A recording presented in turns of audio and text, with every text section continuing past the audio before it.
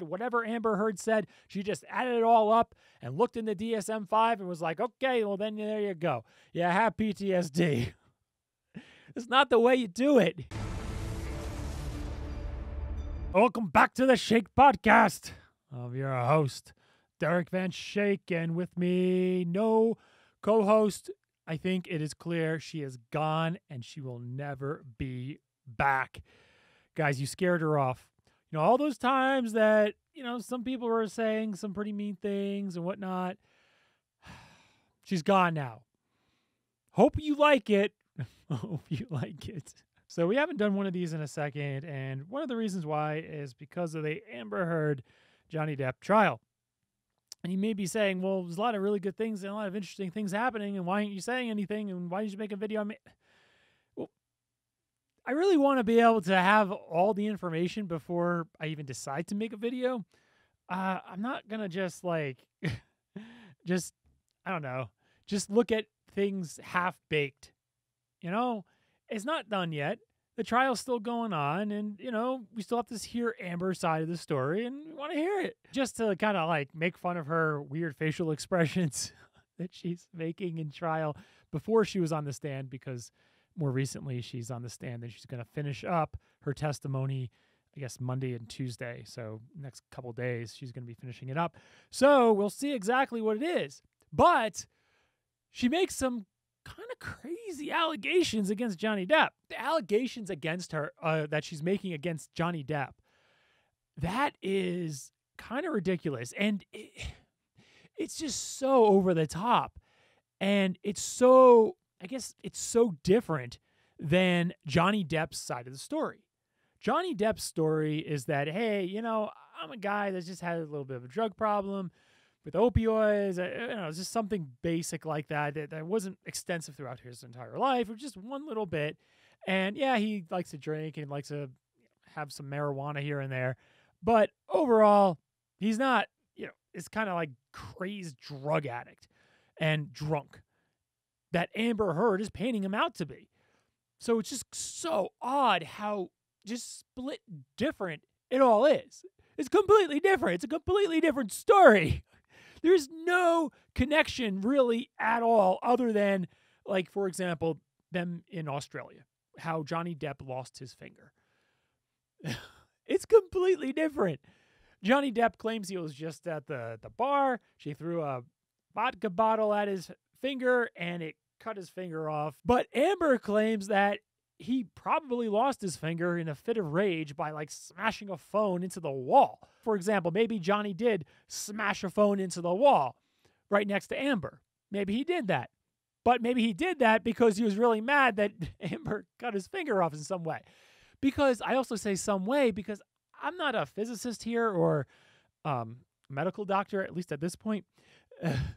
But I don't know how physically possible it is to actually cut someone's finger off with a vodka bottle. Throwing a vodka bottle and it cutting their finger off. Maybe you all have some other experiences or something like that, will make more sense, but it doesn't make any sense to me.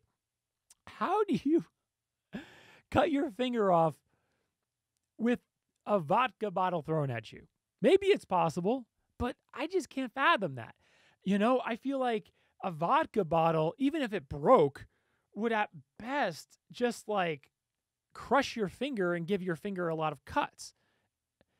But to actually cut your finger off with a vodka bottle? I don't know. The whole thing is just one massive Hollywood shit show. It's like, are these people living on the same planet as everyone else? Maybe asking, well, what does the body language say? I didn't specifically break down the body language. I was just, watching it like everybody else. I was not looking at it very, very, very, very closely. But I will say that specifically with Amber, there does appear to be some embellishment, at least some embellishment going on. There's quite a bit of lack of emotion in some points that you would expect more emotion. I'm not going to get too specific here. Part of the reason why, too, guys, understand something. When I first made my video on my main channel about all this, right, I made my video thinking that this was just some, one or two claimed instances that Amber says that, hey, he slapped me. And then, therefore my claim against him makes logical sense to write that article. Or he threw a phone at me. Right? I thought it was just a little more straightforward, but this is just one big shit show. I don't know if I want to get involved in. There's a lot that can distort the truth. I want you to all know that. Remember, this all happened about 10 years ago. It's a decade. It happened 10 years ago. This was not like a month ago. Even a month ago, it's hard to remember. Think of the times that you've been in a verbal fight with your significant other. You probably can't agree on everything that just happened even, right? It's just so hard to remember back so well, especially when there's so much emotion and, everyone wants to believe their own side of their own emotion type of thing. So that's all going to distort the truth. I mean, I remember being in verbal fights with my significant others, and yeah, sometimes we can agree on things that we just said, literally 2 minutes ago. It's like, you said this to me. No, you said that to me, but you said that to me first. No, you said that. And then even when, get this, one time I remember pointing to the security camera and saying, the security camera has audio. Play it back. I know I said it. I know I said it like that, and I know I said it. We play it back, and we still can't agree, even after we're watching it back on what exactly happened. It's because, we all have the different sides of things and all feel different things with different emotions and perceive things differently as someone may say them. And there's also history of what someone would say and how that would impact us and how it would hurt us and how we would feel based on that. Yeah, there's so many variables. Also, there is a lot of drugs involved. There's a lot of alcohol involved. Drugs, alcohol themselves, gosh, it's going to totally distort your memory of a lot of things. And I think both of them had their share of drugs and alcohol throughout their entire relationship, which was actually only 3 or 4 years at most. But again, it was 10 years ago too. And, with love, mental illness, Amber Heard seems to have some mental illness, at least one doctor said. And then Johnny Depp has admittedly a lot of scars from his childhood that has surely caused a lot of emotional damage to himself. So the point is that there's so many factors that can distort the truth, or at least what they believe to be the truth, provided that they're telling the truth to what they remember. But even if they are saying what they remember, it's so long ago. Time, love, drugs, alcohol, and mental illness. 5 things that are massively distorting the truth. Even if you're sober, you're not in love, it's been the same, within the same hour, no drugs, alcohol, and no mental illness. Even if all of that, people who get into a verbal argument or, maybe even a physical altercation even, may not be able to actually state the exact same story. They're going to have different versions of it because they perceive it differently. Going back to what I said about my initial impressions of this type of fight, of maybe just a slap or, a phone being thrown at somebody, I thought it was quite simple and quite, kind of trivial-ish. But what Amber's claiming is very, very significant, very severe. And believe it or not, I am a professional in the field. So even though I try to make my videos very entertaining and I try to bring that out and not be so boring in my videos, even though I do come across as entertaining, I have a level of professionalism that I need to maintain. So I'm not going to just totally discredit somebody who's just starting to tell her story. And we didn't even hear all of her story and all the evidence yet. So let's hear it, see what she has to say. But I will say that she better come up with something more than just a sob story. She better have people come in, and maybe the flight attendant that she claimed that was involved in a little bit of Johnny's supposed rage. Bring that person in. She's there. You have flight data logs. You can easily grab her and bring her into court. You have to do more than just a sob story. And if it's just a sob story, basically, then, come on. What is this? But with that said, I will mention something that's just the reality of the court system is that, you know, these types of cases are really hard to win. In America, you're fighting against the First Amendment right. A First Amendment, freedom of speech. And yes, it does restrict freedom of speech, and you can't, for example, you'll fire in a movie theater. You can't say anything you want, and you can't defame somebody. You can't intentionally harm somebody with untrue statements.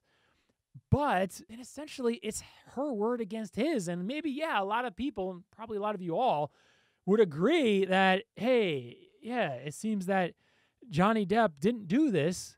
Sure, I mean, that's the court of public opinion, but the court of law is a little bit different. If Johnny doesn't win this case, it doesn't necessarily mean that he actually did it.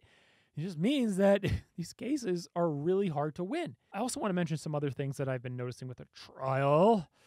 And it is, there were 2 therapists that also testified.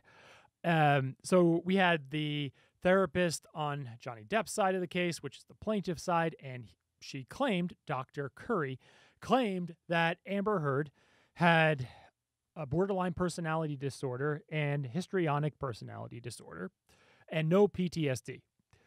That's what she claimed based on speaking and evaluating Amber Heard. That's what Dr. Curry did.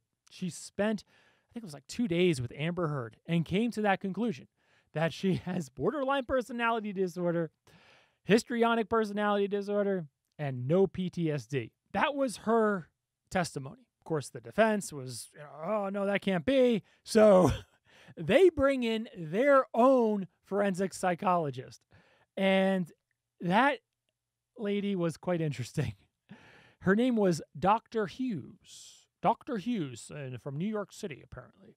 And Dr. Hughes, she evaluated Amber and found that, I believe, she did not have, supposedly, did not have histrionic personality disorder, did not have borderline personality disorder, and she had PTSD. Of course, the PTSD factor is actually kind of important because what that kind of signifies is that, she actually is going through a lot, and she did go through something traumatic specifically with the relationship with Johnny Depp. So that's why that whole diagnosis is quite important, because it proves, either proves or disproves whether she had some post-traumatic stress. What I found was very interesting with Dr. Curry's evaluation of Amber Heard, and that was on Johnny Depp's side of the case. That was his forensic psychologist that evaluated Amber Heard. Dr. Curry did not completely buy everything that Amber Heard said, but actually had this type of adversarial relationship where she would push back and ask questions and to actually find out if she actually has those types of symptoms, specifically with PTSD. One of the things that I've learned is that a forensic psychologist cannot just believe and buy everything that the subject is saying. In a forensic setting, it's a lot different than in a clinical setting. So if you or I were to go into a psychologist's office and want to talk to them, they would what? They would believe what you and I are saying. They wouldn't be completely skeptical and say, oh, there's no way you're going through this, and let's try to poke holes through everything you're saying, right? However, in a forensic setting, when you're doing it for the court, a forensic psychologist always needs to keep in mind that the subject is likely going to say whatever's going to benefit them the most. So they're not working with the forensic psychologist. They're trying to usually dupe the forensic psychologist to get what they want out there and what they want to be presented to the court. Specifically, maybe what they talk to their attorney about and saying like, well, if you could try to make it seem like you have PTSD, that would be great. Okay, I'll try to make it seem like I have PTSD then.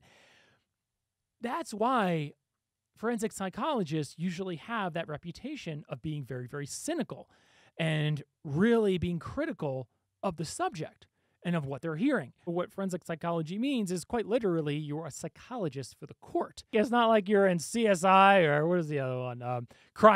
Criminal Minds or anything like that. Very few ever even do any of that. Most of them just interview for the courts, whether retained by the judge or the attorneys. And a lot of what forensic psychologists do is determine whether there's capacity of a defendant to stand trial.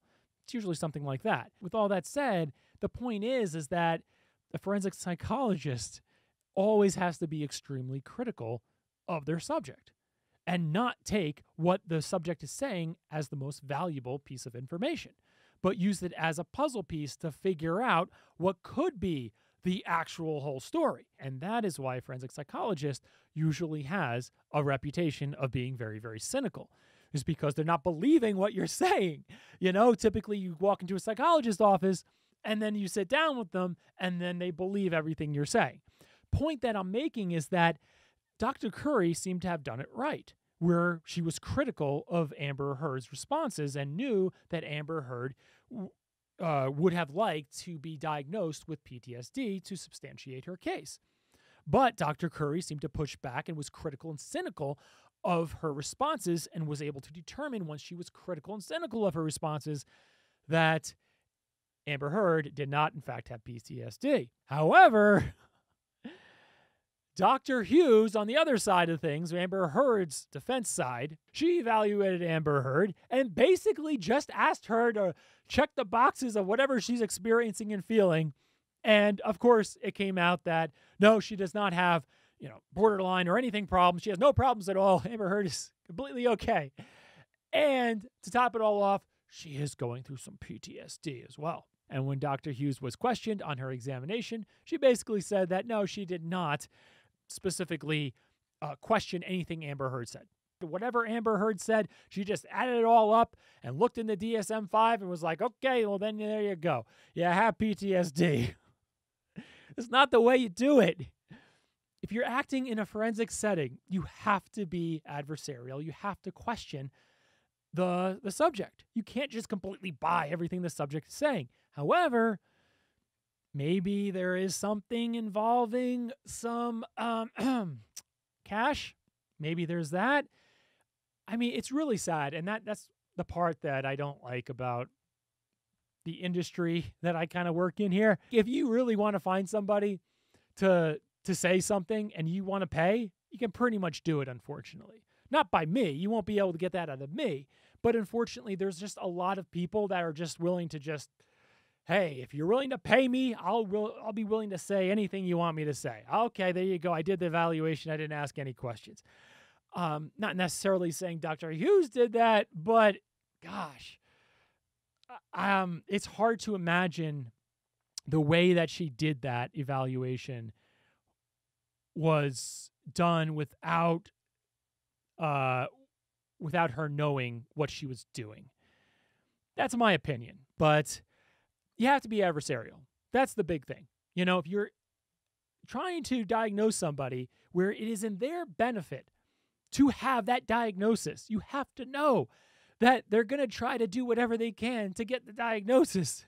Are you experiencing nightmares? Oh, yes, I am. Oh, okay. Are you experiencing flashbacks? Oh, sure I am. Of course they're going to say that, but you need to be critical of their responses. What kind of flashbacks are you having? When was the last time you had one of those flashbacks? Right? What was that flashback of? The subject must be pressed on what they're saying because clearly it's in their greatest benefit.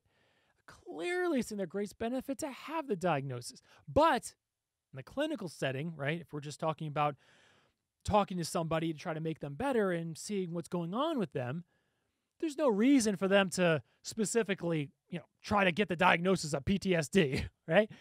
No, they're going to be open with you and be like, I don't know, I guess not really. I don't have flashbacks, but sometimes I have a nightmare here and there. The subject is naturally going to be more honest when they know that the doctor is trying to make them better, not trying to figure out what's actually going on and then report that to the court.